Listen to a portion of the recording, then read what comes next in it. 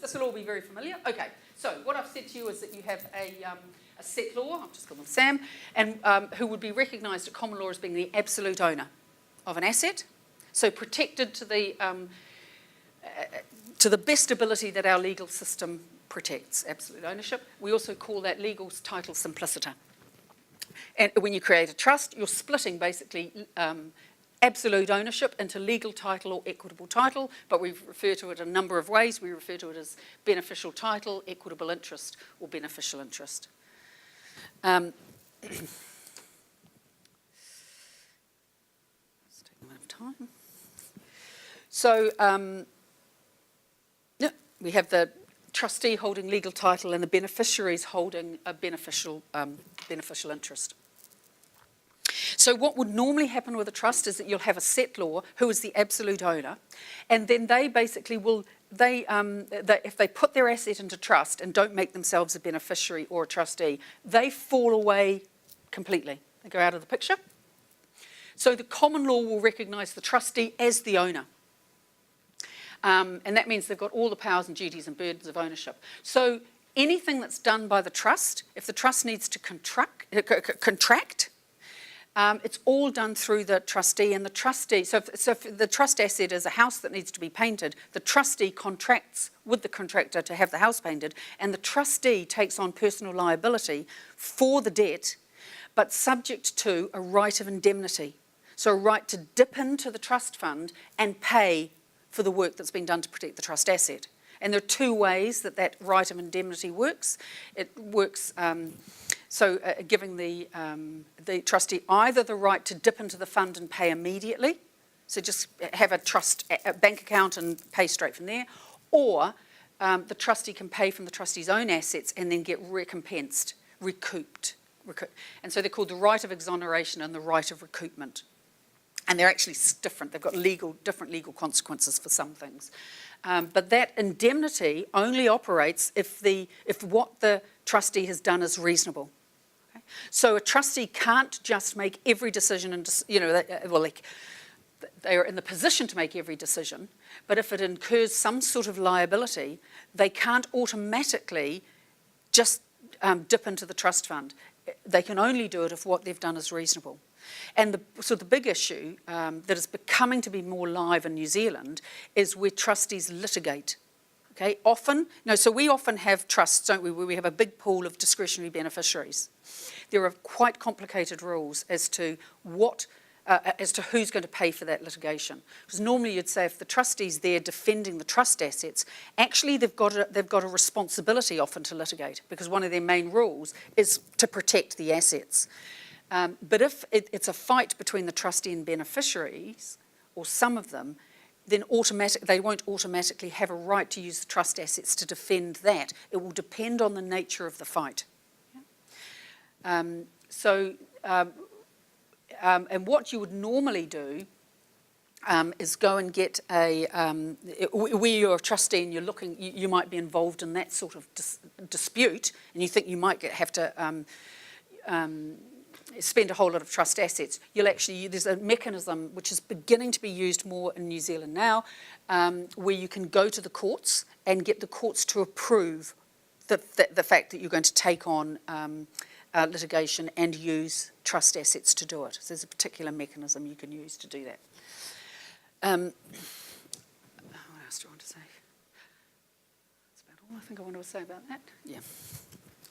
Roll on.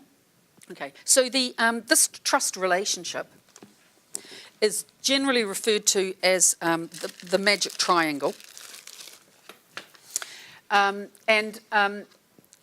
just want to talk a little bit about it, because one of the things about a trust relationship is that it gives the beneficiaries what are called proprietary rights and also personal rights. I just want to talk about how that comes about. When the trustee physically transfers legal title, they've got to do it according to the nature of the asset that they've got. So if you're transferring legal title to land, you'll do that using the procedures in the Land Transfer Act. And when the new title owner is registered in the Land Transfer Register, at that point in time, legal title will be treated as being transferred to the trustee. If that is done at the same time as the trustee is making a declaration of trust, so saying to the trustee, I'm transferring you legal title, but on trust only, then, for the benefit of these beneficiaries, so you create your trust in the right way, and we'll look at that in a bit, then at the same time, magically, without anything being done, equitable title will transfer to the beneficiaries. So you don't need to physically transfer equitable title, it's just treated. If you make a valid declaration of trust, transfer your legal title to your trustee, then equitable title simply passes by magic through the ether to your beneficiaries. And at that point, then the settlor no longer owns anything and falls out of the picture.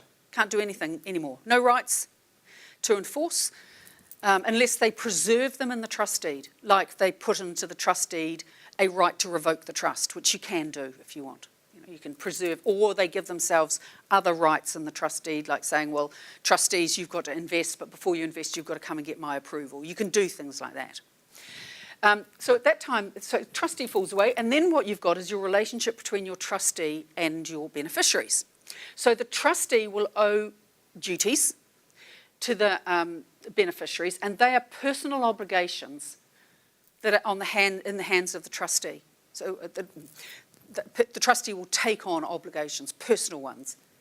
Now they fall into two pools. You've got your fiduciary duties, which are located around loyalty and behaving well. Yeah? So there's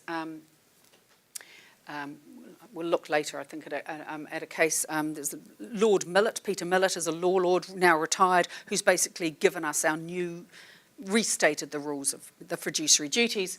And what he has said is that they are that the trustee owes single-minded loyalty to the beneficiaries. And what that means is that the trustee's got to act for the benefit of the beneficiaries, not in their own self-interest. They can't take a profit. They can't act in conflict, unless they've got informed consent of the beneficiaries. So to a large extent, what the beneficiary has and what the beneficiary can do is sue the trustee for breach of personal obligations if the trustee does something wrong, acts in breach. So it could be in breach of a fiduciary duty, but also what we have recognised in equity are duties of skill and care. And in fact, the law of negligence is quite interesting. That idea that you might have duties of skill and care evolved from the equitable obligations that were recognised. Now, they are obligations of competence, of doing things to a requisite standard. So the trustee owes those as well. So fiduciary duties and duties of skill and care. Now, the demarcation between what is a fiduciary duty and what is a duty of skill and care is actually quite fuzzy. So if you are an Australian, they have tried to demarcate, the courts have tried to demarcate quite strictly what's a fiduciary duty. So they would say, well, they're very limited. The fiduciary, that's a case called Breen and Williams, and they have said, well, fiduciary duties are no profit, no conflict. That's all. They say the fiduciary duties are proscriptive. They tell you things you can't do. Not all equity lawyers think that same way. Some equity lawyers think that all obligations, don't categorise obligations into fiduciary and non-fiduciary. In fact, they say every obligation, if it's owed by a trustee, should be treated as a fiduciary obligation. So Dyson Hayden, who used to sit on the High Court of Australia, he's of that view. So just be aware of that in equity. You'll often get things that are written where they treat equitable fiduciary duties as being very circumscribed, but that's not accepted by everybody. And in fact, now there's sort of a movement away from the strict approach being taken by the Australians. Yeah. And often, we in New Zealand are a bit we haven't made our minds up. But that's often the way that equitable things work. They're flexible, they're malleable, we don't, and we just let them adapt as new situations arise. There's a famous case that says that equity works to refine principles, as life progresses. So that's worked very well for us. Okay, so you've got your trustee owing personal obligations to your beneficiary, but your beneficiary also has got proprietary rights in relation to whatever the trust assets are. And so what is the proprietary right? So in our English system, we would describe a proprietary right as a right to protect an asset or against the whole world. A personal right is a right that you can take against one other person. So these rights that the trustee owes to the beneficiary are personal obligations. The beneficiary can't sue the whole world if the trustee breaches a right. The only person the trustee can sue, the beneficiary can sue, is the trustee. But on the other hand, in relation to the proprietary rights, so equity would say, here's the beneficiary holding the rights to enjoy the property. We treat those as property rights in equity. Those rights are proprietary because they'll be protected against the whole world. So if somebody steals those proprietary rights, that asset, then the beneficiary, or often maybe the trustee, if the trustee isn't the person who's stolen it, can actually get the asset back from a third person. So if I'm your trustee and the trust asset is a car and I steal it and I give it to my child who has no idea that it's a stolen asset, you as the beneficiaries have got proprietary rights. You can sue me personally because I'm in breach of my personal obligation to look after the trust asset for you. So you can sue me and make me give you compensation. Yeah? So that's just you using your personal rights. But also you've got proprietary interests in that asset, and what you can do is take an action against my child and say, you're a volunteer, you haven't provided any consideration, you haven't provided anything in return for this. It doesn't matter whether my child is innocent and knows nothing about where the car came from or whether they were in on it, knew that I'd stolen it. You can go to my child and say, that's my asset, give it back. And equity will order the return of the asset to you. And that will will happen even if the asset passes down a whole chain of people. Or if I sell the asset and make it into something else and give that away, or keep it for myself. So I steal your car. I'm the trustee, so I've got legal title, so I can do it. I can present myself as the absolute, to the world as the absolute owner and rip you, the beneficiaries, off. So I sell the car and I decide I'm going to put the money in a bank account, and then I decide, oh no, I'm not going to go keep it in the bank account, I'll buy some jewellery or whatever I buy. Whatever the value that is contained in that asset that I first took from you, the law will recognise that you have a right to follow through into whatever ultimately I spend that money on. So even if I spend it on, it goes through a number of different types of property. So it goes from, I don't know, a chattel to a bank account which shows an action, back to a chattel. It doesn't matter what you change the nature of the asset to, the value is inherent in the asset. And it also doesn't matter if I pass it to certain types of people, you can still get it back, but you can't get it back from everybody. We'll go through that in a minute. Yeah? So you have proprietary rights, and your proprietary rights are the rights to get it back from anyone in the world who has got it illegitimately. The idea.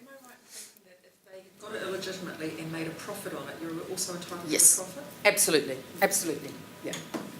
And that's one of the another sort of equitable thing. Partly it's tied in with fiduciary duties and this idea that they should be defensive and harsh, so that trustees are face all sorts of problems if they breach their duties. So prophylactic is what we say, they're prophylactic duties. And if you make any profit at the expense of your beneficiaries, either through using assets or information, then you'll be made to disgorge your profit. Yeah. Okay. I think we've probably covered all this, just so you know. Just one question on the previous one. Yep. Situation where a declaration of trust has occurred. Yes. But the asset title cannot be transferred currently. How does that work? Does that work out that the settler is now holding it on a no, well, the basic rule will do this. The basic rule is that there is no trust. Because in order to have a valid trust, you've got to have something called constitution, and constitution is the transfer of the legal title, normally would say into the hands of the trustee.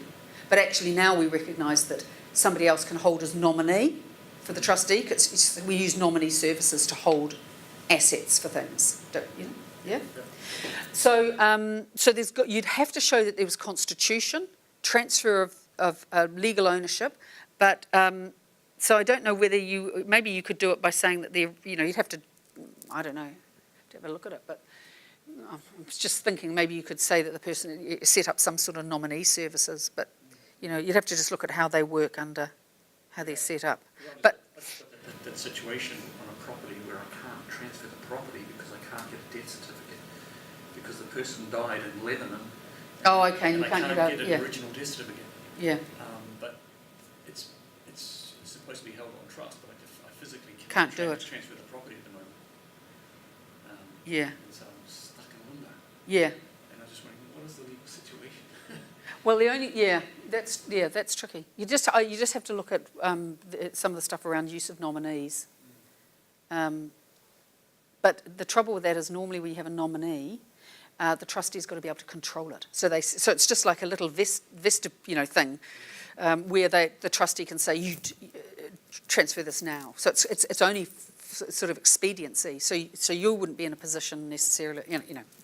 It's complicated. Yeah.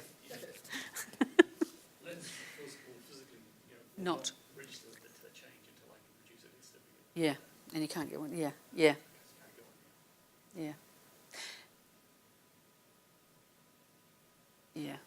Okay. Yeah. Okay. So just be aware. Trustee is not a legal person. Like a company is a legal person and can sue and be sued and borrow money. A trust isn't. All a trust is a relationship. So think about it as being that little simple device where you just recognise that absolute ownership is split between benefits and burdens. And so that means that for the trustees, they always contract, as I said, as legal owners. So often what you're going to you need to do when you're acting for trustees, if they're contracting, if you've got a trust that's borrowing money or something like that, you're going to be looking to protect their position, particularly in relation to the right of indemnity. So trustees, when they contract, will take on personal liability, subject to this indemnity to take payment, from the trust assets. But that right of indemnity is fragile and easily lost or damaged. So when you're acting for banks, so if a trust is wanting to borrow money from a bank, what you would normally look to do if you're acting for trustees is to contract round their personal liability. So say, well, there is no if you could, you'd say there is no personal liability of the trust. The bank as the lender can only have access to the trust assets for repayment of the debt. I mean, ideally, but unfortunately, I doubt any bank in New Zealand would agree to that. So you get quite but you can improve the trustee's position by, as I say, by contracting round and round. And there's some quite complicated contractual provisions that are circulating, that banks use. Some of them, there's a bit of case law that's been evolved recently in relation to that, but that's a whole another topic. Okay, so the benefit, one of the main reasons why we want to use, we use trusts in our legal system is because they do create a discrete fund of assets and they separate assets out. So they're a form of asset partitioning. And the most important sort of people, if you create a trust, you're partitioning assets, should be, from the trustee's assets. So if a trustee is holding legal title to trust assets, they will, and the trustee becomes bankrupt, those assets cannot be taken in the trustee's bankruptcy. Actually, in the original life of a trust, they could. So it was after trusts were used for a while that the courts decided, well, actually, no, that wasn't appropriate. So one of the things you can do, and one of the reasons why they are very useful commercially, is because of this asset protection. So actually, I'll just give you a description of it. In the Lehman's litigation, there's a whole lot of cases that went through the English courts because the Lehman Brothers hub for all of Europe was in London, so they got all the litigation from the Lehmans.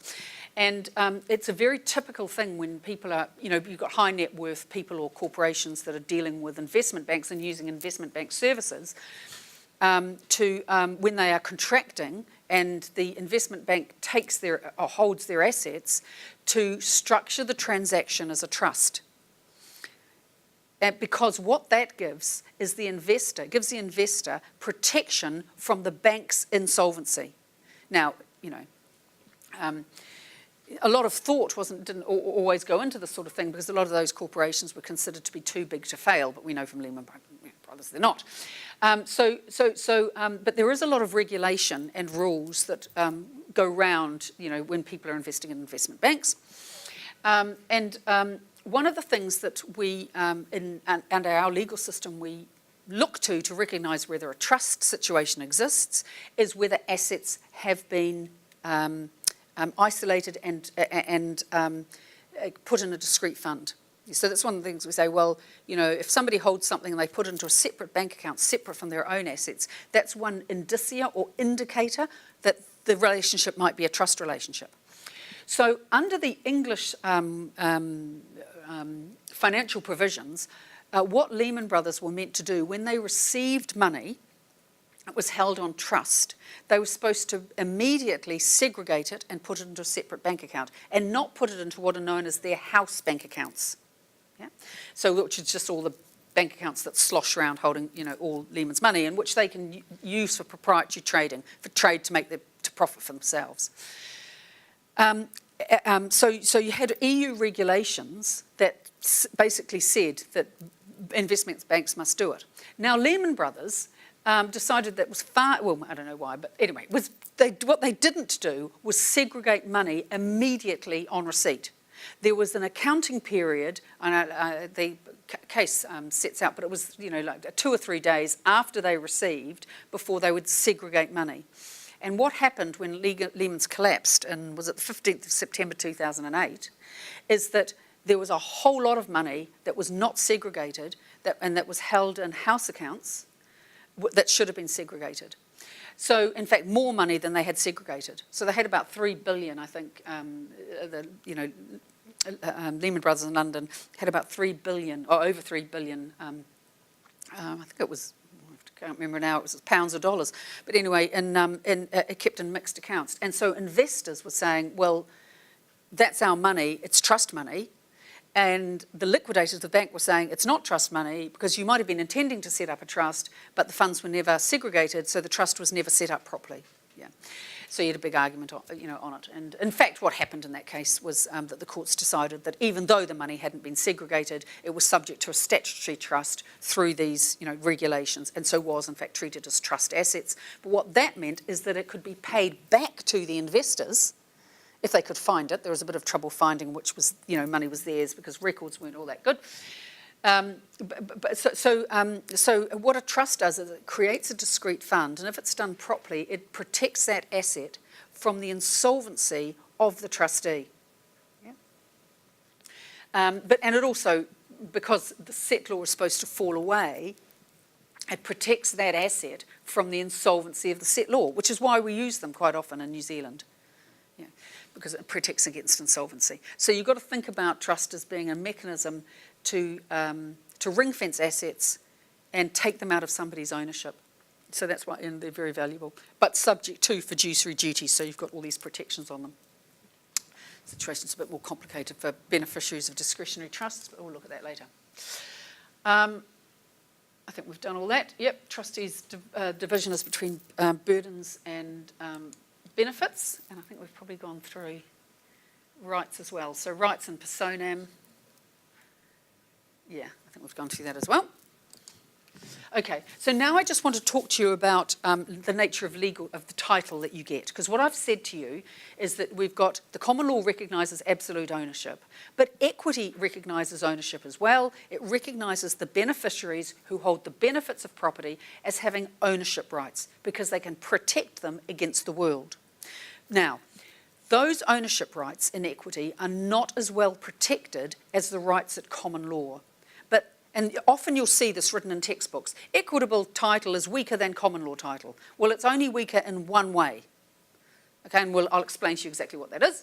So, under English law, common law, we have something called the nemo dat rule. No one can give what he does not have. Okay, so at common law, just the very basic principle is that if you have a bicycle and I steal it, and I sell it to somebody who doesn't know that it's stolen and thinks they're buying something that I own, at common law, you can always claim your title back.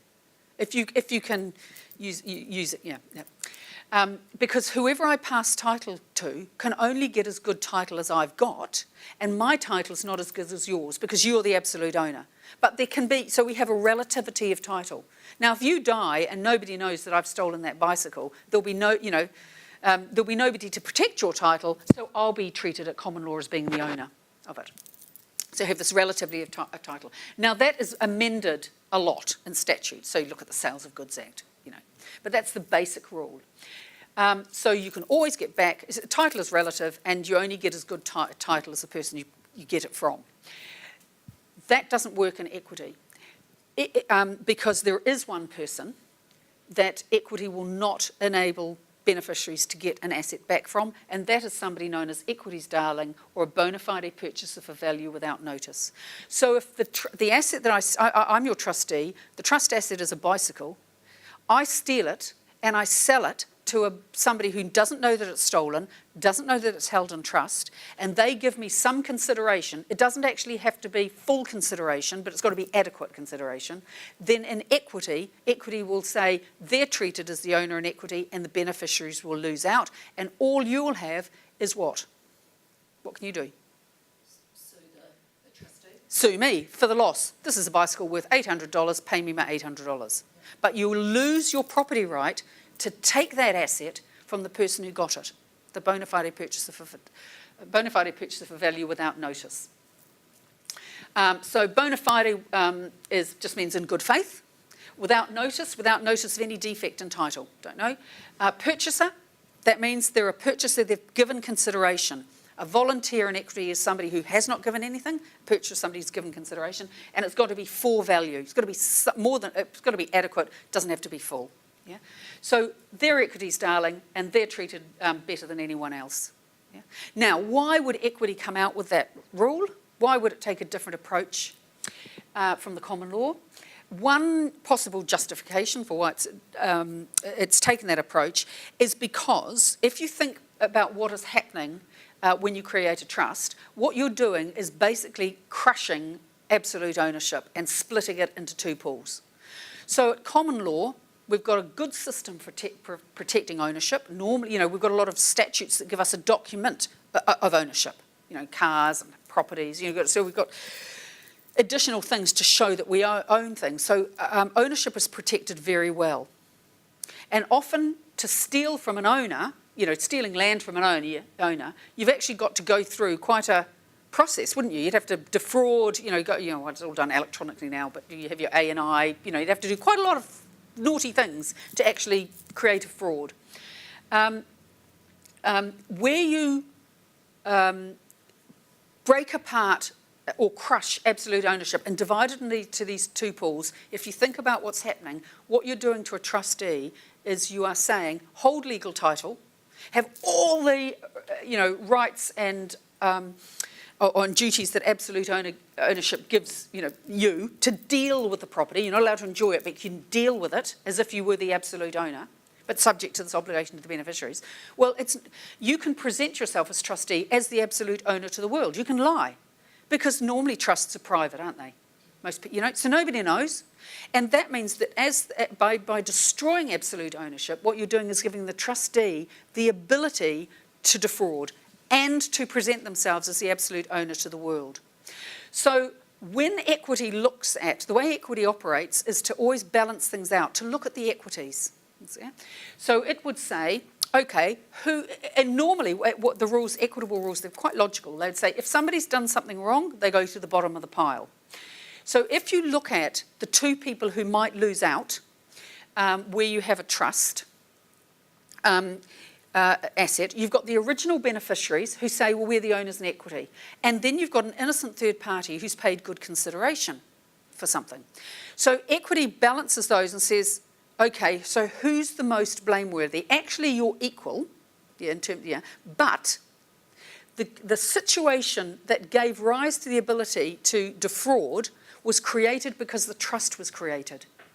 And if that had never been done, you know, if you hadn't given the trustee that sort of ability to defraud you by presenting the world, then this would never have happened. So they say we will prefer the third party, innocent third party purchaser, and we will leave the beneficiaries to sue the trustee personally, because they still have another mechanism. So you can lose your proprietary rights if your asset passes into the hands of a bona fide purchaser for value without notice, and that's opposite from the rule that operates at common law. Yeah, is that all right? Okay.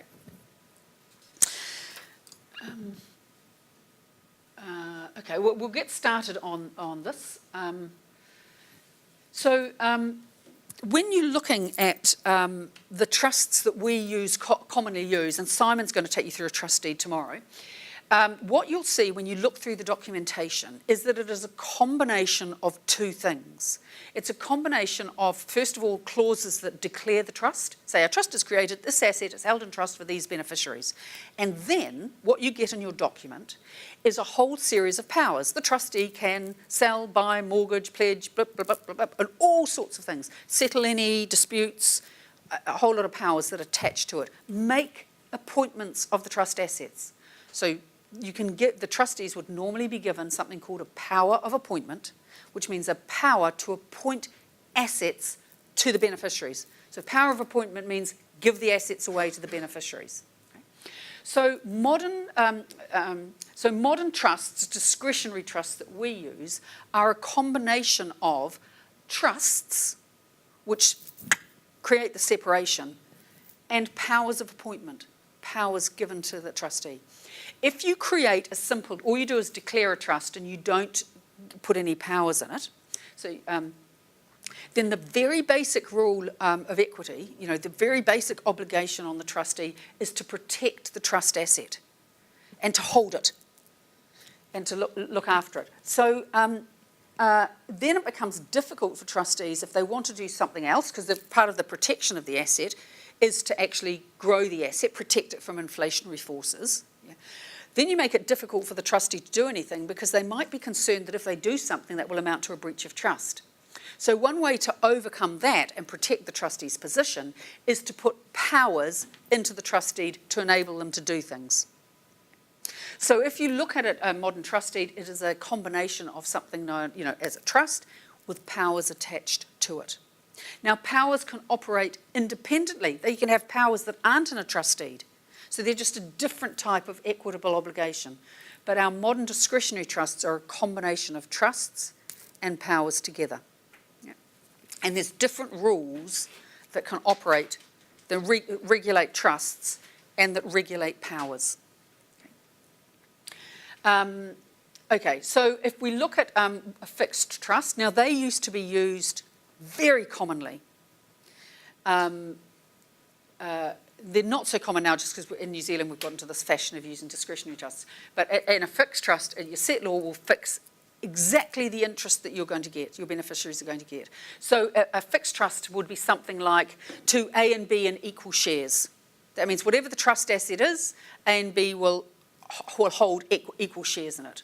Or to A for life, remainder to B is another thing. So it used to be very common, and in fact it's still very useful to, as I said, when you create a trust, if you create a fixed trust, you can divide up the types of interests that the beneficiaries get by quality, or the type of thing they're getting.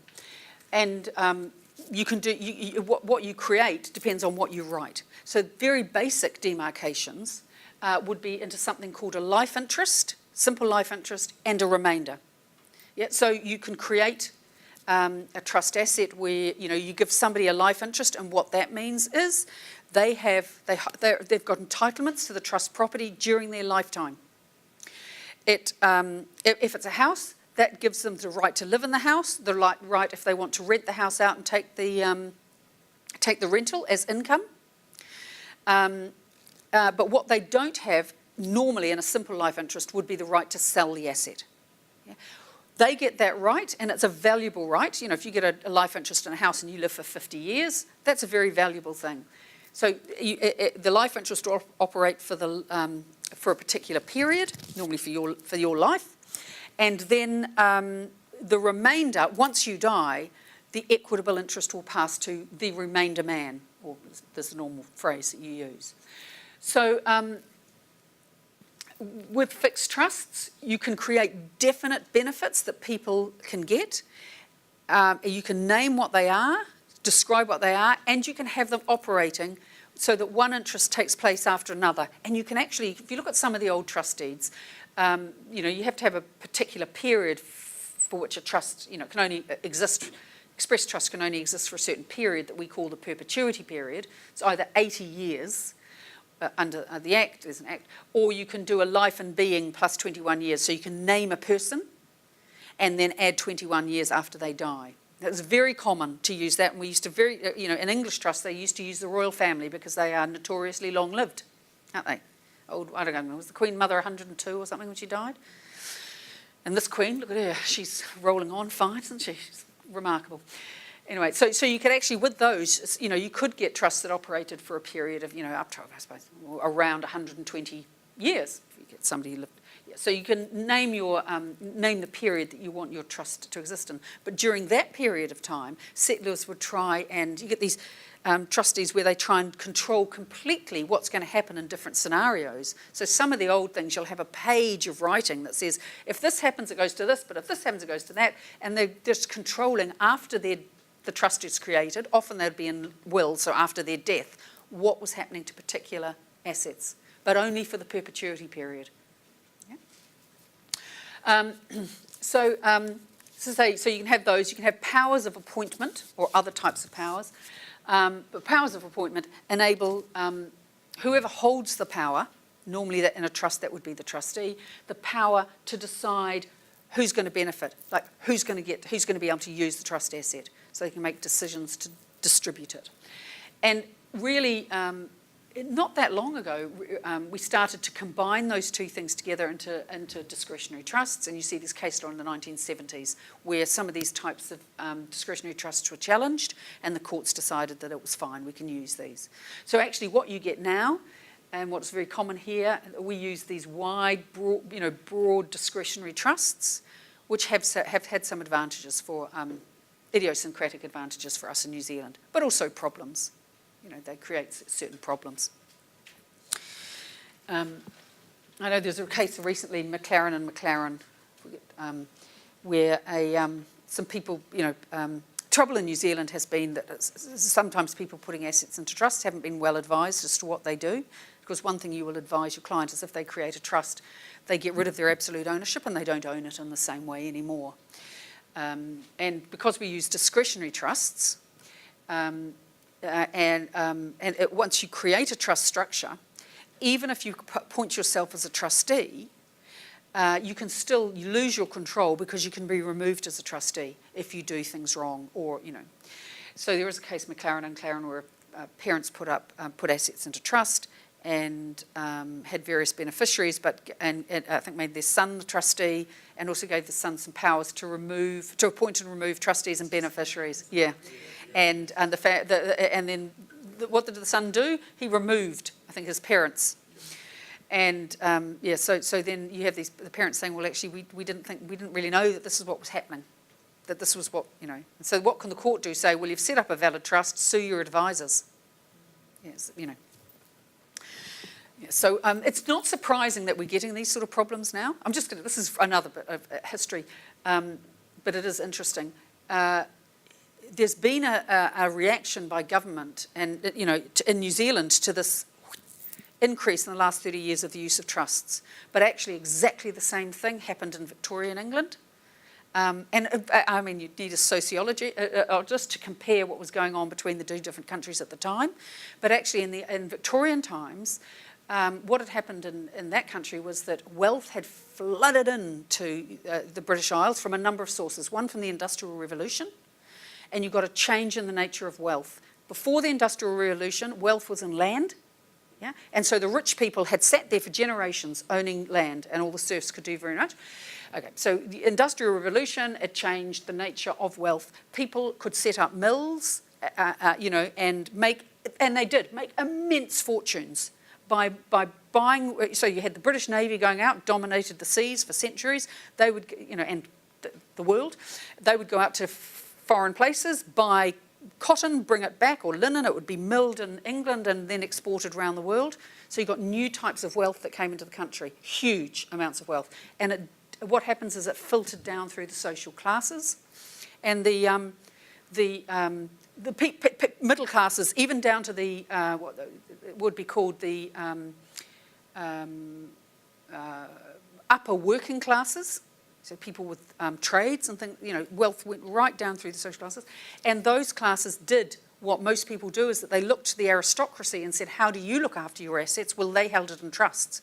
And they did the same sort of thing. So you've got this massive, increase in the uses of trusts. They used them for their own purposes. They used them often, middle-class families, big number of children, and no social welfare system. So they were the rich Victorians would, or not even, middle classes and sort of upper working classes who had some money would use trusts if they had families as a form of social security. So they had asset there to look after them because they all, often died young.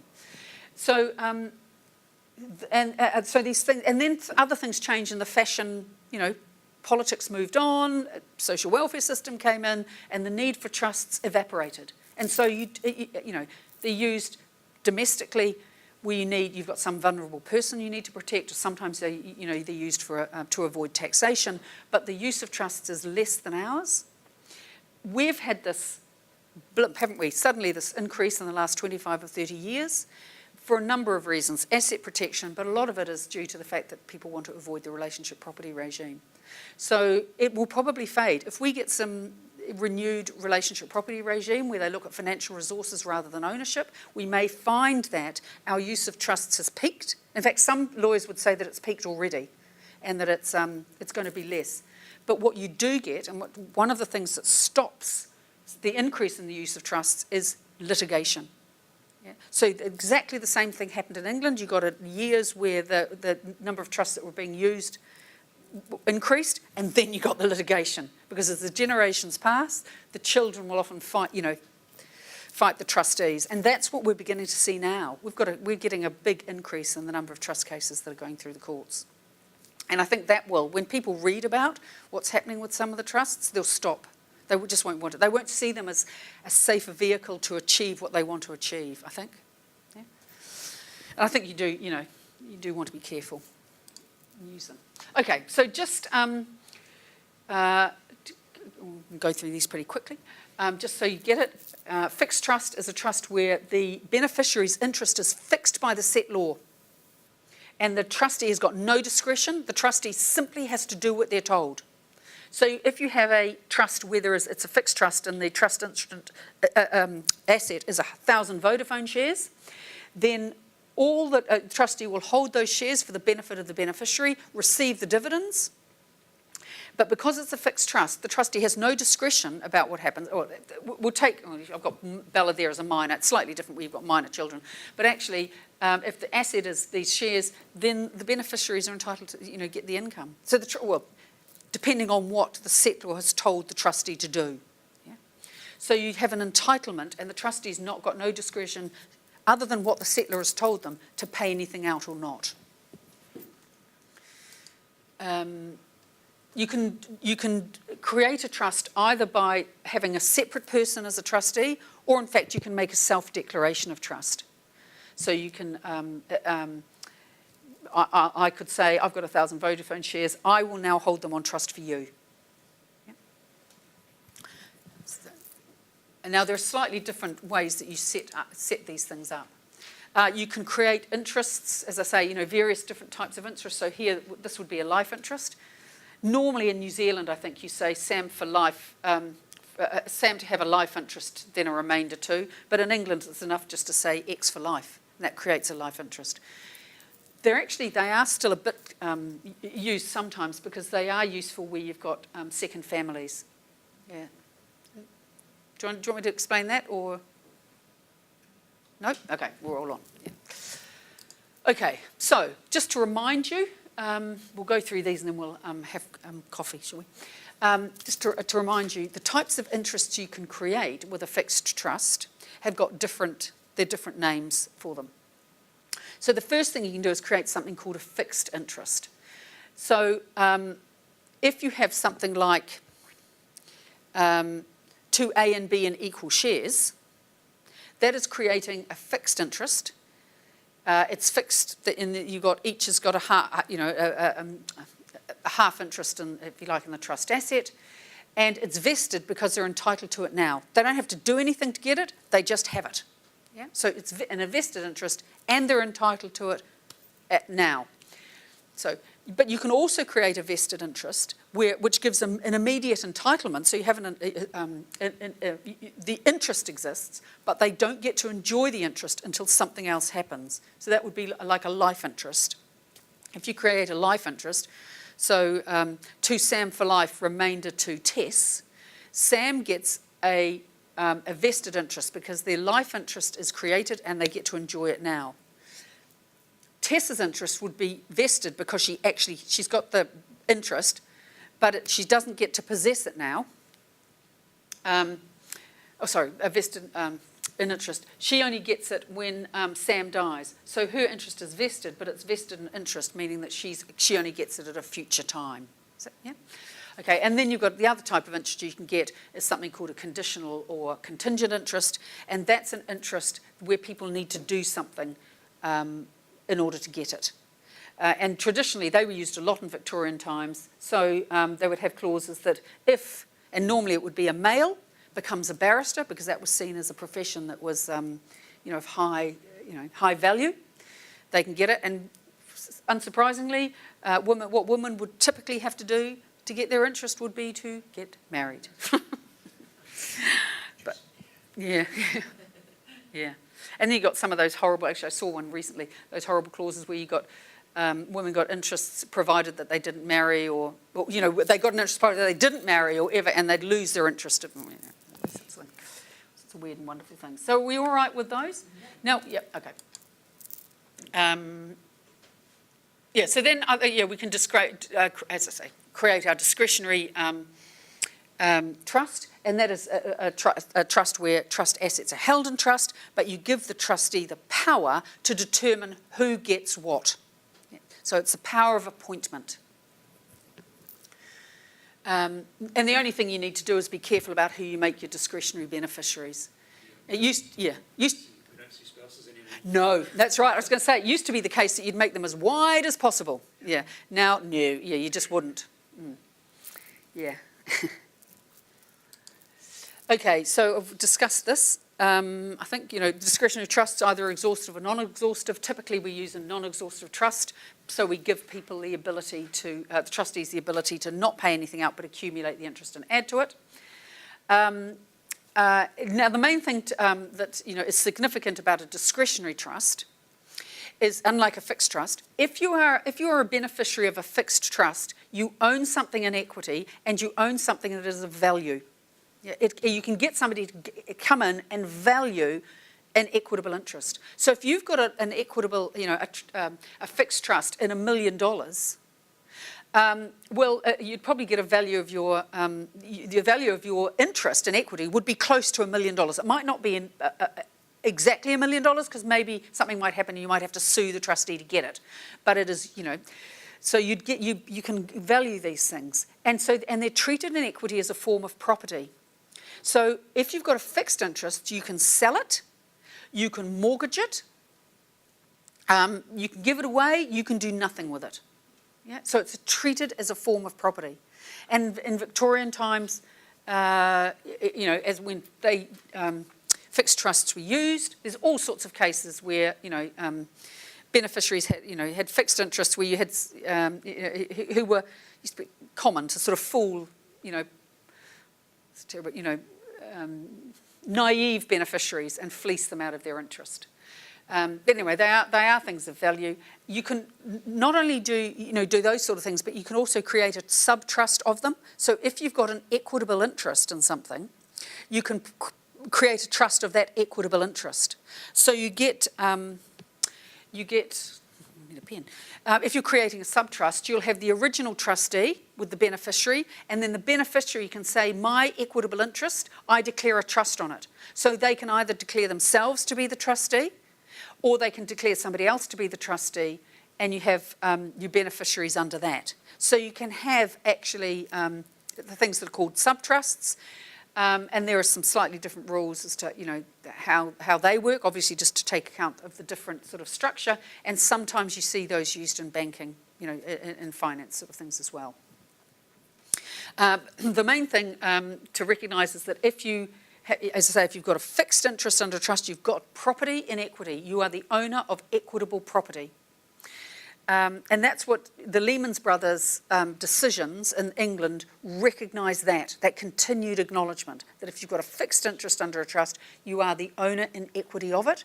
And as the owner in equity, you are treated as the most important person because you're entitled to the benefits of it. Yeah. Most of this corporate stuff's going to be fixed trusts because you're not going to have a discretionary there. No, that's right. That gives you your value and your protection. Yeah. But normally what they do is have because it's a negotiated interest, you'll have what's called, sometimes it's called note holder. So if you've got an investment, you've got an investor, either investing into a bond issue or something else, you'll have, and so they will be issued with a note or a bond. You have democracy principles within your trust deed. So you'll have some powers of decision making. So the trustee will have some powers of decision making, but also you'll have an ability for the bondholders to act together through various proportions and dictate to the trustee what should take place. So you have quite different arrangements internally. Yeah. So you'd have a contract. Will you have it? Will your trust would be part of a whole number of contracts that go to regulate the transaction. So normally you'll have a master trust deed. And then other arrangements around it that all tie into each other. So you get these great, you know. I think it was a recent decision. You know, there's been a number of cases on securitisations that have come out recently, since the GFC in the English courts, and you know, you're looking at documentation that's, you know, forbiddingly lengthy, I think is how the Supreme Court in England described it. They're big documents. Okay, but the thing about if you're a discretionary beneficiary and no appointment has been made in your favour, so there's been no determination by the trustees to appoint some asset to you, then actually in equity you own nothing. You have only a spes, which is Latin for hope, that the trustee will exercise discretion in your favour. So you're not an owner in equity. You don't own anything. Yeah? Although the argument is that somebody's got to own the equitable interest. So what most equity lawyers would say is that the whole pool of beneficiaries together, all of them, you normally have, in a discretionary trust, you'd have your discretionary beneficiaries and then your final beneficiaries. Say, well, all together, they're the owners in equity. They own it. Yeah. Well, you have some right. Well, you've got rights to ensure that the trust is properly administered, sort of during your time, but I suppose, yeah. Okay, shall we break there and have, do you want half an hour? Yep, okay. Or to half past. Is that all right? Yeah, we can be flexible.